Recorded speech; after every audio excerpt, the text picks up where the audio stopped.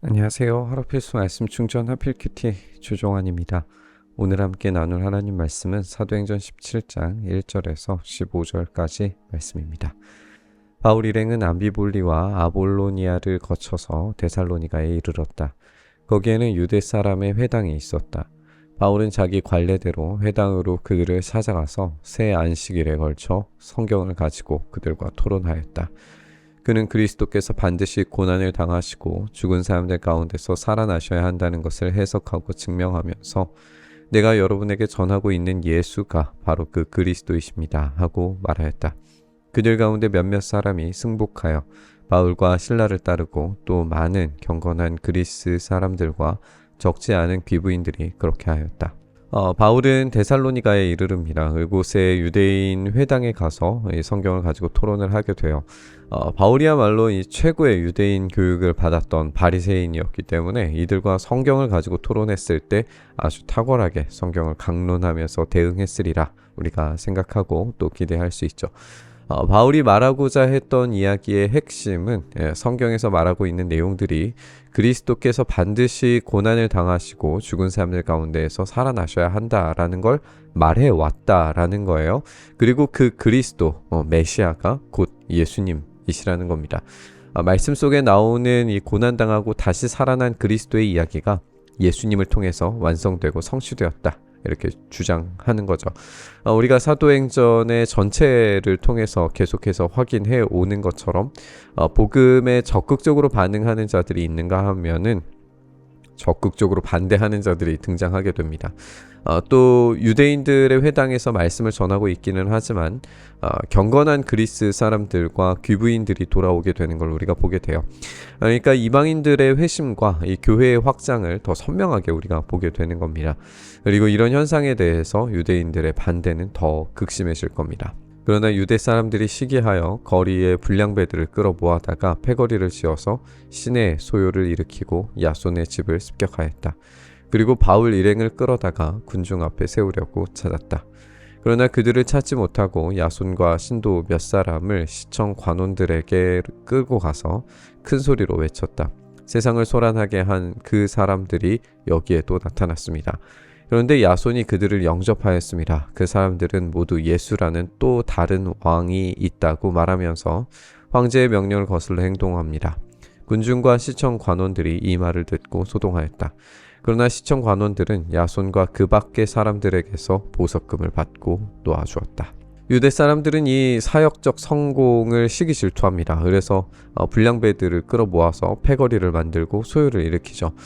이들은 상당히 끈질기게 바울과 실라를 찾아 헤맨 걸로 보입니다. 결국에는 이 야손이라고 하는 사람의 집을 습격을 하게 돼요. 그리고 바울과 실라를 찾아서 시청 관원들에게 끌고 가서 고발을 시작합니다.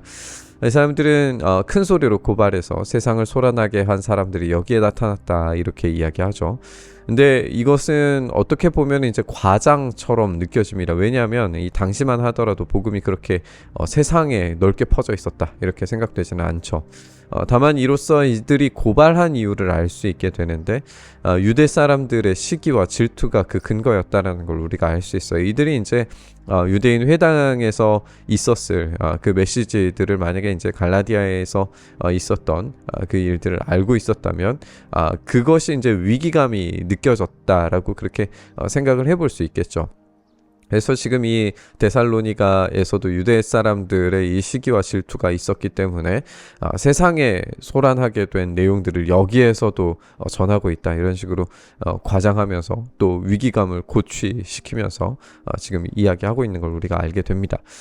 유대 사람들은 이 복음이 전해지는 것을 원치 않았어요. 그리고 이전에 전도 여행에서 이제 보는 것처럼 다른 도시를 넘어서라도 복음 전하는 선교사들을 괴롭혔는데 오늘 본문의 이 데살로니가 사람들도 마찬가지의 일들을 하리라는 걸 우리가 알 수가 있습니다.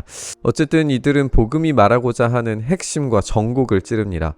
복음은 예수께서 곧 그리스도 주인이시며 왕이시다 라고 고백하는 겁니다. 로마의 통치가 있는 곳에서 이 시저가 아닌 다른 인물을 왕이라고 부르는 것 자체가 굉장히 충격적인 주장이기 때문에 황제의 명령을 거슬러 행동한다는 주장은 듣는 이들에게 충격을 가져다주기 충분했겠죠. 그런데 이 일로 말미암아서 이제 만약에 황제의 개입까지 일어난다면 감당할 수 없는 문제가 될 겁니다. 따라서 이 시청 관원들은 이 보석금을 받고 놓아주게 돼요.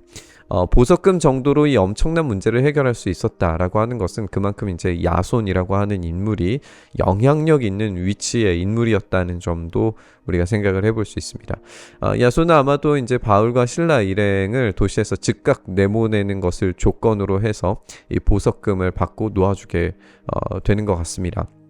그것을 통해서 지금 이 도시의 소동이 이 시저의 이 로마 황제의 귀에 들어가지 않도록 만들기 위함이었을 것이고 그렇게 처리를 함으로써 이 문제를 무마시킬 수 있다. 이 지역의 유지들의 만족을 주면서 이렇게 무마시킬 수 있으리라고 생각을 했을 것 같습니다.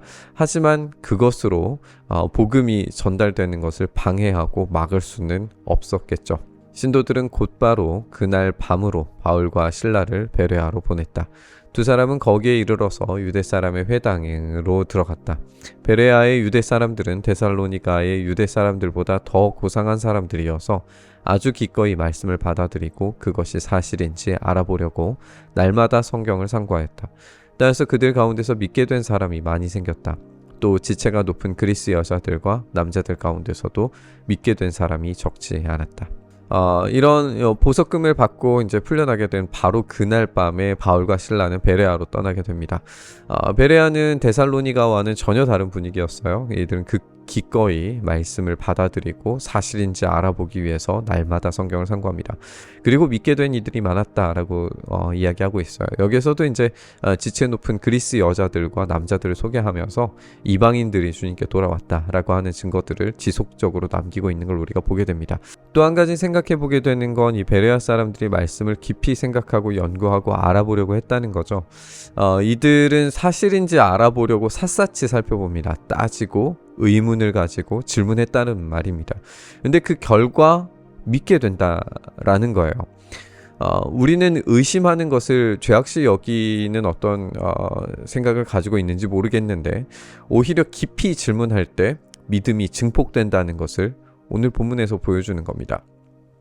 그것을 믿기 위한 믿음인지 아니면 믿지 않기 위한 믿음인지 그 차이를 생각을 해본다면 데살로니가 사람들은 믿지 않기 위해서 의심하고 오늘 이 베레아 사람들은 믿기 위해서 의심하면서 연구하고 질문했다는 것을 알 수 있습니다.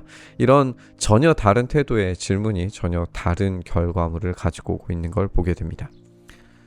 데살로니가의 유대 사람들은 바울이 베레아에서도 하나님의 말씀을 전하는 것을 알고서 거기에서도 가서 무리를 선동하여 소동을 벌였다. 그때 신도들이 곧바로 바울을 바닷가로 떠나보냈다. 그러나 실라와 디모데는 거기에 그대로 남아 있었다. 바울을 안내하는 사람들이 바울을 아테네까지 인도하였다. 그들은 바울에게서 실라와 디모데가 할 수 있는 대로 빨리 그에게로 와야 한다는 지시를 받아가지고 베레아로 떠나갔다. 베레아에서 이 성공적인 사역이 일어난 건 사실이었지만 이 데살로니가의 유대 사람들이 베레아로 찾아와서 무리를 선동하고 소동을 벌이는 걸 보게 됩니다. 결국에 신도들에 의해서 곧바로 바울을 이 바닷가로 떠나보내게 되는데요. 근데 여기에서 이제 소동의 주체자가 된 것은 바울 혼자만이었던 걸로 보여요. 그래서 바울 혼자만 떠나고 실라와 디모데는 베레아 교회에 남기로 결정을 합니다. 이제 바울은 아테네로 가게 됩니다. 우리는 성경에서 이 아테네 사역이 그렇게 성공적이지 못한 것 아닌가 이 생각이 들기도 하는데요. 그리스 철학을 통해서 전도하는 것이 그리 큰 효과를 보지 못한 것처럼 이렇게 생각이 들고는 합니다. 그런데 우리는 누가가 모든 선교의 이야기를 다 담아내고 있지는 않다라는 점도 고려를 해야 됩니다. 어쨌든 이 아테네에서의 전도를 통해서 이 시대의 질서와 철학을 통과하는 바울의 용기 있는 설교를 듣게 될 겁니다. 복음은 결코 고립되지 않습니다. 시대의 이야기를 뛰어넘어서 오직 그리스도께서 세상의 유일하신 대안이요 해답이 되신다라는 사실을 이야기하게 될 겁니다. 데살로니가는 그런 복음을 듣고 의심하고 질문하고 따져 묻고 성경을 깊이 연구하여서 답을 찾아보기보다 옆에서 하는 말을 쉽게 듣고 따라가서 복음을 거부해버리는 데 열을 올립니다. 믿지 않기 위해서 의심하는 그런 일들을 벌이게 되는 거죠. 그런데 베레아는 묻고 연구하고 깊이 상고함으로써 이 믿음의 열매들이 많이 나타나게 되는 걸 보게 됩니다. 이 말씀에 대한 진지한 태도가 전혀 상반된 결과를 가져오게 되는 것을 우리가 보게 되는 겁니다. 질문하지 않는 우리의 시대에 믿음에 대한 진실하고 진지한 질문, 말씀에 대한 깊은 사랑과 이해가 우리의 믿음을 전혀 다른 차원으로 이끌어갈 수 있다는 점을 기억해 보셨으면 좋겠습니다. 오늘 말씀 통해서 진지하게 성경을 읽고 질문하는 태도에 대해서 우리가 점검해 보면서 그 안에서 우리에게 말씀하시고 구원의 기쁨과 만족을 제공하실 주님을 경험하길 바라고 소망하면서 우리 묵상의 자리로 나아가시죠. 주님, 그렇습니다. 우리가 말씀을 통하여서 주님의 음성을 듣길 원합니다.